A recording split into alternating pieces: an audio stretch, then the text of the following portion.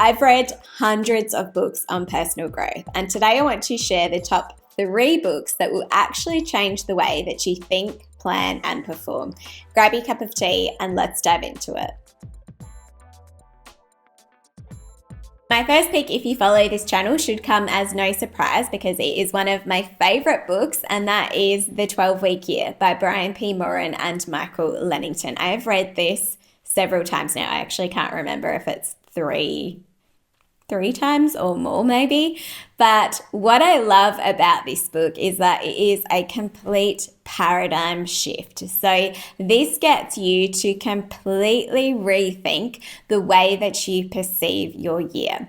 So the 12-week year is not about thinking in quarters. It is about the 12 weeks becoming your year. It's about changing the way that you perceive a year from being a 12-month year to being a 12-week year.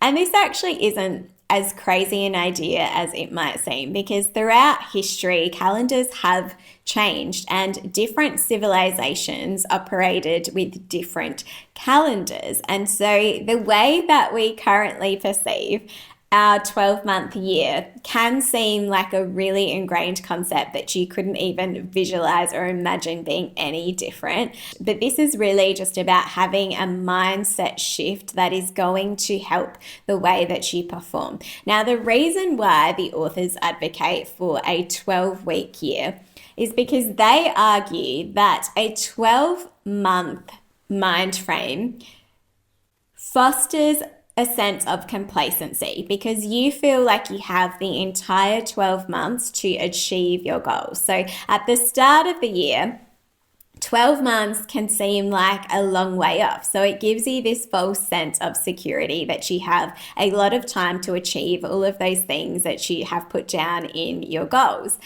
And what they argue instead is to harness all of that energy that you have from the start of the year and what you often feel at the end of the year when you're wanting to get all of those things done that you might not have, and condense that into your 12-week year. So you're taking all of that motivation from the start of the year and to the end of the year, and you're putting that sense of urgency into your 12-week year. So that is why it is more than just thinking in quarters, and it is about having that same sense of urgency. And as a result of that as well, by condensing your time frame, you also can have more detail related to the way that you plan. So because you are only looking at 12 weeks, then you are more specific about what is happening in those weeks and even what is happening on particular days. So your big plan can actually have pinpoint accuracy in a year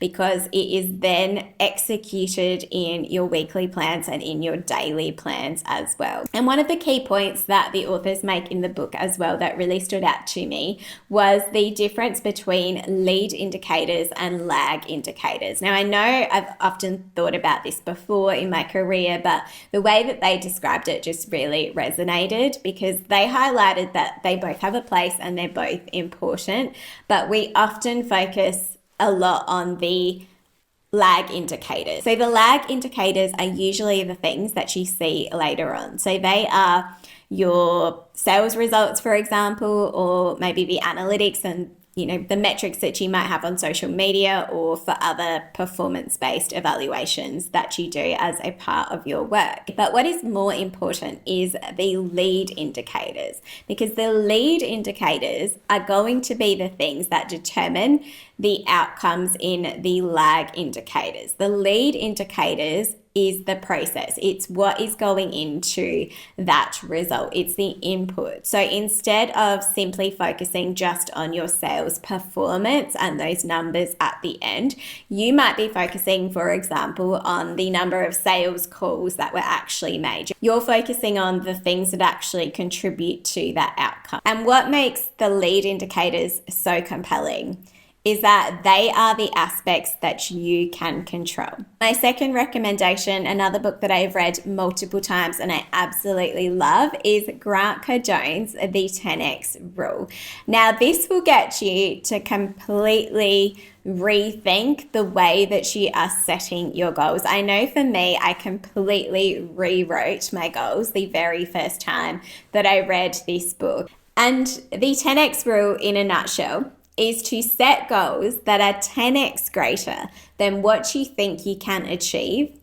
And 2, to set actions that are 10x greater than what you think is required to achieve that thing. Now, this might sound simple, but what Cardone goes into detail about are what he describes as the 4 biggest mistakes in goal setting. And one of those is mistargeting. So that is when you set goals that are too low, which cause you to have the incorrect level of motivation, which I'll come back to in a second. The next mistake is severely underestimating the actions, the resources, the money, and the energy required to achieve those goals. The third mistake is spending too much time competing instead of dominating, which I'll also come back to.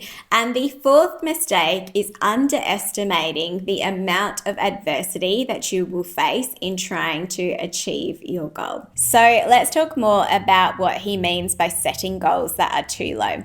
So Cardone proposes that we overestimate what we can achieve in a year, for example, but we tend to underestimate what we can achieve in a longer time frame. So when you think 5 years or 10 years, so we're setting goals that are too low in that space. And because you've set this really low bar, it creates this insufficient level of motivation to achieve your goals because it is too safe. So what he proposes is that by setting a higher bar, you're more likely going to still have achieved more than you had if you had just stuck to the low bar that you had set for yourself, because you have heightened your motivation. You've heightened the level of energy that you are creating. You've heightened the actions relating to that higher bar. Also, why does he talk about dominating instead of competing? What does he mean by that? So he highlights that competing is a loser's game because it sets you up in this comparison trap. There is always going to be someone, for example, that you perceive to be better than you, no matter what level of success you achieve. Because the people that dominate aren't actually competing against anyone else. They're aiming to completely change the rules of the game. So by default, then, they dominate the space that they are in. They're not busy chasing other people. They're not busy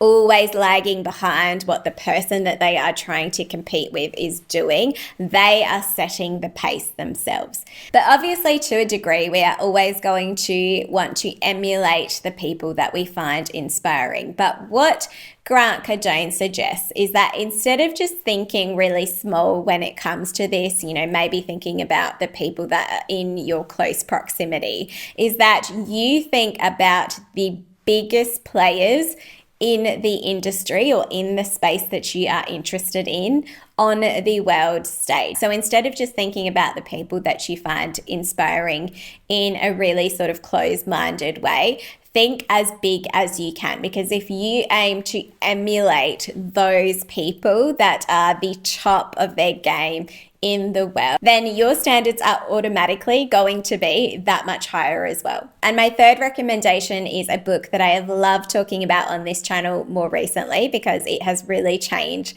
the way that I think about goal setting altogether, is Tiny Experiments by Anne-Laure Cunff. This book really resonated with me because I have been an obsessive goal setter for over a decade now. And the premise of this book is that goal setting is broken. And so that really caught my attention.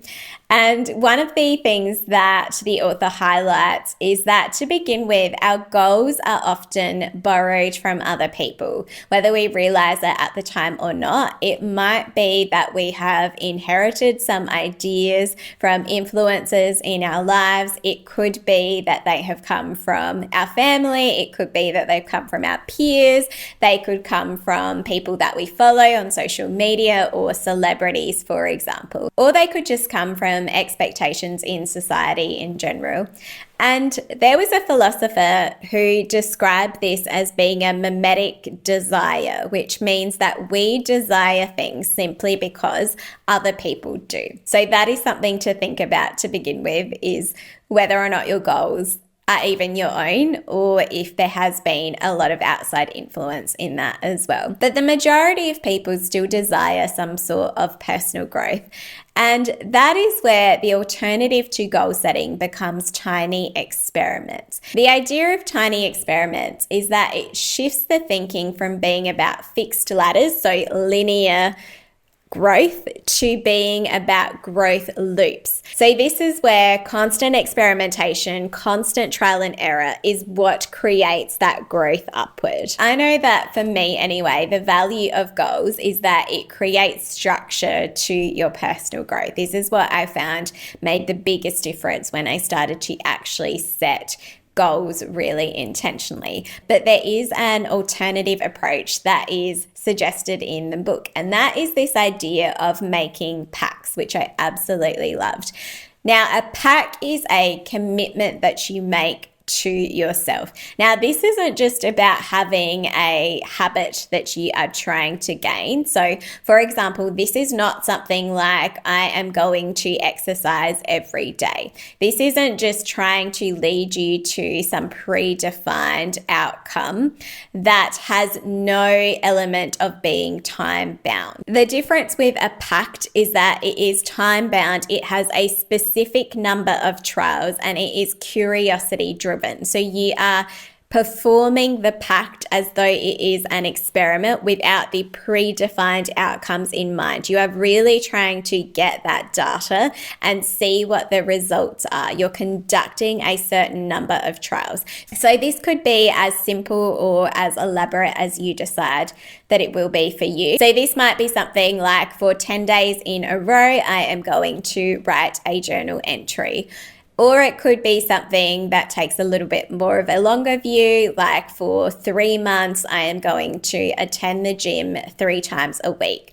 Or it could be even more elaborate, where you're saying something like the author did, where you are going to publish an article every day for 100 days, which is obviously a much more intense pack. But the point is, there are specific number of trials related to your experiment. You're getting the data, and there's value in the more elaborate experiments, and there's value in even the short ones, because even with the short ones, you're getting that data from your experiment straight away. You're able to assess how that experiment went, so you're then able to iterate further and continue to grow further. You can do that more quickly than if you are doing something that has a longer lens. What I loved about pacts as opposed to goal setting is that goal setting, even with a SMART formula, tends to more often be focused on outcomes, whereas the idea of pacts is that they focus on the process. So the input that goes into the process, which is the part that you can control. Instead of having all of your goals hinge on an outcome that to a degree you can't necessarily control.